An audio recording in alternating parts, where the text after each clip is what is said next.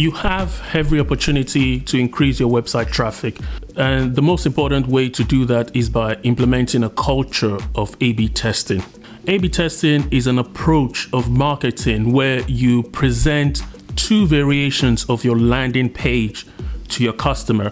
So when a customer is coming from Google Ads or even SEO or email marketing, instead of showing them just one single page, you show them two pages. And the whole idea is for you to understand what would make the customer convert. So you have an existing page and you create a variation to test another idea or another page layout to show if that layout would actually improve conversion. That is what A/B testing is. But before you start running A/B testing on your website, you need to follow some steps. The first step is to identify problems on your website. And you need to review your Google Analytics or your Web Analytics. What you're looking for is the top exit pages. You're looking for pages with high bounce rate. You also want to look at your funnel, look at your website funnel, the checkout funnels on your website. You want to identify the drop-off points, pages where people drop off and they don't complete the purchase. Those are the pages that you would use to kind of implement A/B testing to improve those pages. Another thing you want to look out is heat maps and session replay tools. These tools will offer you qualitative analytics because Google Analytics and analytics platforms will tell you the what, they don't tell you the why. So you need all these heat map and session replay tools to give you those information about how people actually interact on those pages with high exit and bounce rates. The step 2 of implementing A/B testing on your website is by doing usability testing.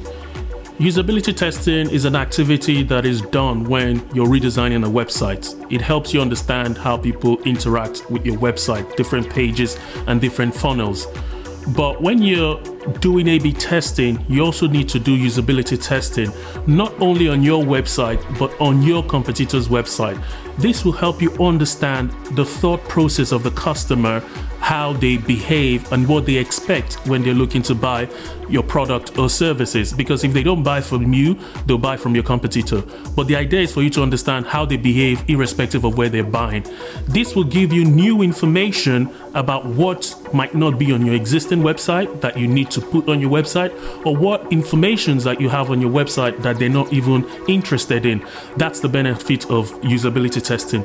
I have worked with clients in the past when we're doing A/B testing. We analyze analytics information, as I mentioned earlier on, and then we do usability testing to kind of understand customer behavior, customer thought process, and we get a lot of information from those customers, information that we're not even aware about, and we add that into our test hypothesis. The step 3 of implementing A/B testing on your website is by creating a list of test hypotheses.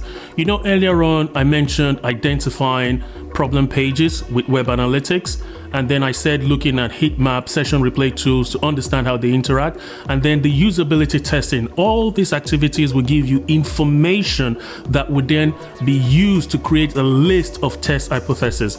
The hypothesis is like, oh, on the home page we need to add maybe a keyword and rephrase the heading of the home page. Maybe that would then relate with the customer and get better engagement.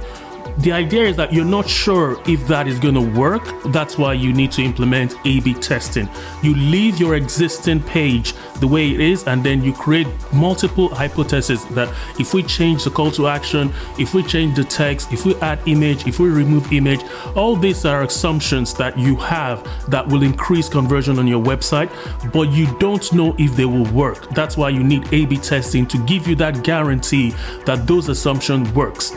I'm going to leave links in the description about elements that you can test when you're running A/B testing. So once you create a list of all these hypotheses, that is the hypothesis that you're going to use for your A/B testing roadmap.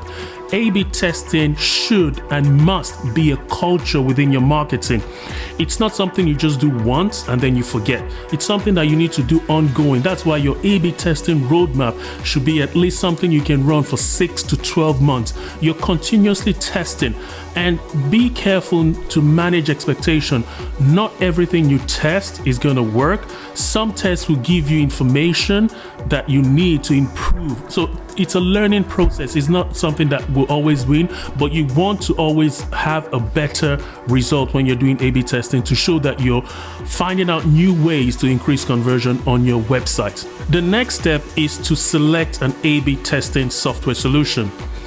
If you're on a limited budget, I recommend using Google Optimize. That is a free tool that you can use for A/B testing. But you have other options. You have Optimizely, you have Visual Website Optimizer, Adobe Test Target. You have multiple options of A/B testing solution, but it's important for you to understand that A/B testing software solution will not guarantee that your website conversion will increase. It's all the work that you've done before you create your test hypothesis that will guarantee results. The A/B testing solution will only show you what test variation is winning. It will help you configure all the technical stuff to present two variations on your website, but it will then show you statistically significant data that shows that this test won over this test. Then you can then implement the winning test. Then another thing that you need to focus on when you're implementing A/B testing is to understand that it should be an ongoing process. You need to leave individual tests to run at least 4 weeks, but you just don't run the test once and then forget that, okay, everything is hunky-dory. You need to continuously run A/B testing on your website. Don't do it because you want to do A/B testing. It's a culture of improvement, continuous improvement. It's an iterative and agile way of doing marketing as well, because you're continuously looking for ways to increase your website traffic and your website conversion. Then another good thing about A/B testing is that when you're doing A/B testing and conversion rate optimization on your website, you can take those information about the content, about the communication, all those lessons that you've learned, you can integrate it to offline marketing, because you know exactly what kind of text, what kind of image, what kind of all the things that you need to interact with your customer to nudge them towards conversion. You get that information running A/B test and conversion rate optimization. You can then integrate that into your email marketing, offline marketing, whatever marketing you're doing across multiple channels. That can even help you reduce cost of customer acquisition and increase your revenue by increasing the return on investment you have on your marketing spend. My name is Femi Olajiga. I'm a digital marketing strategist. If you're new to this channel, consider subscribing and clicking on the bell notification, and I'll be releasing more videos on a regular basis so you can get more updates. I'm going to leave links in the description where you can download an A/B testing roadmap, an A/B testing tool that you can use within your organization. And if you have any question, remember to post it in the comment section. Thank you very much. Bye.